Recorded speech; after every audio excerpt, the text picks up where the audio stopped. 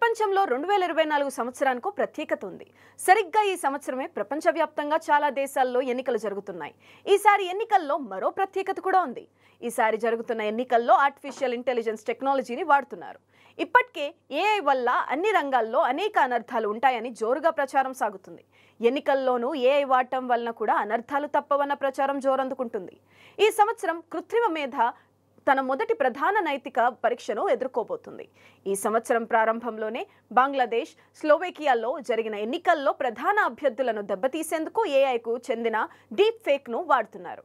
ప్రజాస్వామ్యానికి మూల స్తంభమైన ఎన్నికల ప్రక్రియను మెరుగుపరిచేందుకు ఆర్టిఫిషియల్ ఇంటెలిజెన్స్ లేదా ఏఐ చాలా అవసరం. ఇది ఉద్యోగులను అధిక శ్రమ నుంచి రక్షిస్తుంది.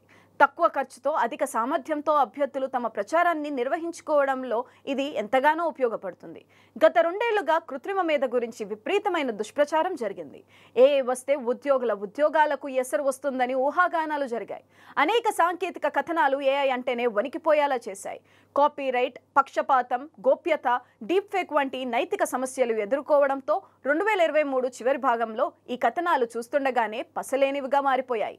ఇప్పుడు చాలా దేశాల్లో ఎన్నికలు ముంచుకొస్తున్నాయి. ఈ నేపథ్యంలో ప్రజాస్వామ్యానికి సహాయపడిన లేదా దాన్ని నాశనం చేసిన కృత్రిమ మేధస్సు తన మొదటి పరీక్షను ఎదుర్కోబోతుంది. జనరేటివ్ ఏఐ కన్నా ముందే డీప్ ఫేక్ ఉనికిలో ముందున్నప్పటికీ సోరా, స్టేబుల్ డిఫ్యూజన్ వంటివి వాటి ఉత్పత్తిని ప్రజాస్వామ్యబద్ధంగా రూపొందాయి.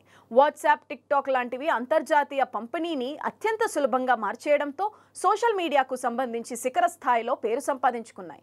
అదే సమయంలో పాకిస్తాన్లో మొన్న మధ్య జరిగిన ఎన్నికల్లో జైలు నుంచే మాజీ ప్రధాని ఇమ్రాన్ ఖాన్ తన ఓటర్లకు పిలుపునివ్వడంలో కూడా జనరేటివ్ ఏఐ ఆయనకు బాగా సహాయపడింది. ప్రజాస్వామ్యాన్ని నాశనం చేసే పాత్రకు భిన్నంగా కృత్రిమ మేధను ఎలా ఉపయోగించుకోవచ్చు పాకిస్తాన్ ఇప్పటికే చేసి చూపించింది. ఇమ్రాన్ ఖాన్ జైల్లో ఉన్న సమయంలో జరిగిన ఎన్నికల్లో ఆయన పార్టీ గుర్తులు లాక్కుని వారి అభ్యర్థులను నిర్బంధిస్తామని బెదిరించారు.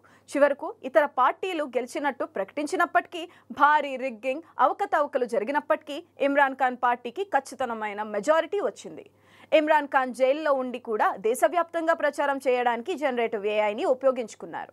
ప్రజాస్వామ్యాన్ని అణచివేశానని తనపై వచ్చిన విమర్శలను ఇమ్రాన్ ఖాన్ వమ్ము చేయగలిగారంటే అందుకు ఏఐ సహకారం ఉంది. తన ఓటర్లను బయటకు వచ్చి తన పార్టీకి ఓటు వేయమని ఇమ్రాన్ ఖాన్ కోరిన దృశ్యాలను రూపొందించేందుకు జనరేటివ్ ఏఐని ఉపయోగించుకున్నారు.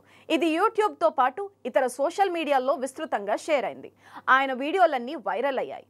ప్రజలు ఆయన పిలుపును విని రికార్డు సంఖ్యలో బయటకు వచ్చి ఓటు వేశారు.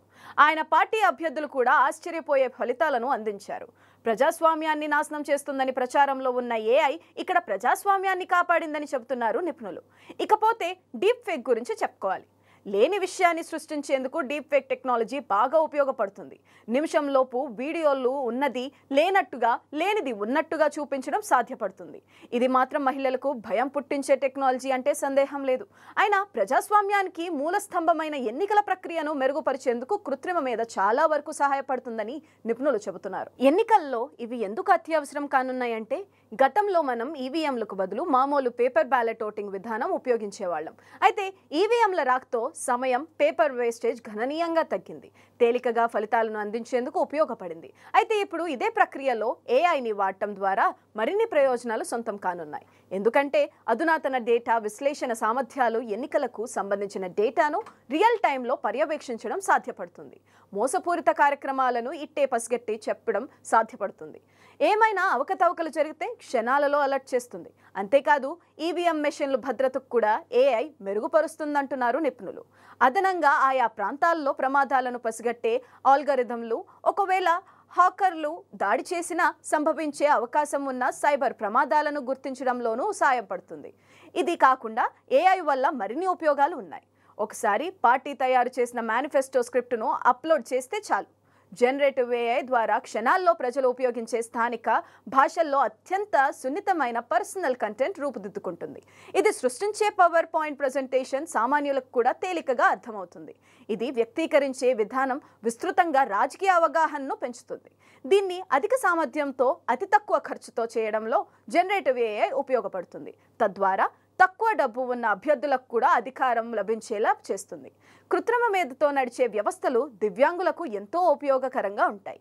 అతి శక్తివంతమైన వాయిస్ రికగ్నిషన్ సిస్టమ్ కారణంగా దృష్టిలోపం కలిగిన ఓటర్లకు చాలా బాగా సహాయపడతాయి. రాజకీయ సంభాషణలో సమాజంలోని అన్ని వర్గాలకు ప్రాతినిధ్యం ఉండేలా చూసేందుకు ప్రజల అభిప్రాయాన్ని అంచనా వేయడానికి కూడా ఏఐని అన్వయించుకోవచ్చు. వీటితో పాటు ఎన్నికల లాజిస్టిక్స్ వంటి వాటికి కూడా ఏఐని అనుసంధించేందుకు వీలు కలుగుతుంది. ఖర్చులు ఆదా చేయవచ్చు. నిజానికి ఇది మన దేశంలో చాలా ముఖ్యమైన పాత్ర పోషిస్తుంది. ఓటర్ నమోదును ధృవీకరించడానికి అవసరమైన డేటాను సరైన సమయంలో విశ్లేషించడం ద్వారా పొడవాటి క్యూలు లేకుండా చేస్తుంది. ఒకసారి సమస్యను ఏఐకి అందజేస్తే చాలు, మల్ల గుల్లాలు పడకుండా క్షణాల్లో సొల్యూషన్ ముందుకు తెస్తుంది. ఏఐకి తెలియని విషయం అంటూ ఉండదు. ఈ శతాబ్దంలో ఇంటర్నెట్ ఓ అద్భుతమైన ఆవిష్కరణం అని చెప్తారు. అయితే అంతకన్నా అద్భుతమైన పెర్ఫార్మెన్స్ ప్రదర్శిస్తుంది ఆర్టిఫిషియల్ ఇంటెలిజెన్స్. అయితే కత్తికి రెండు వైపులా పదునున్నట్లు ఏఐకి కూడా రెండు ఖచ్చితమైన లక్షణాలున్నాయి. ఇది భారీ ప్రయోజనాలు కలిగించడంతో పాటు అపారమైన విధ్వంసాన్ని కూడా కలుగజేస్తుంది. మొన్నటి డీప్ ఫేక్ ద్వారా ఎన్నికలపై దాని ప్రతికూల ప్రభావాన్ని చూసినప్పుడు అది ప్రజాస్వామ్యాన్ని ఎలా మెరుగుపరుస్తుందన్నది కూడా చూడాలి.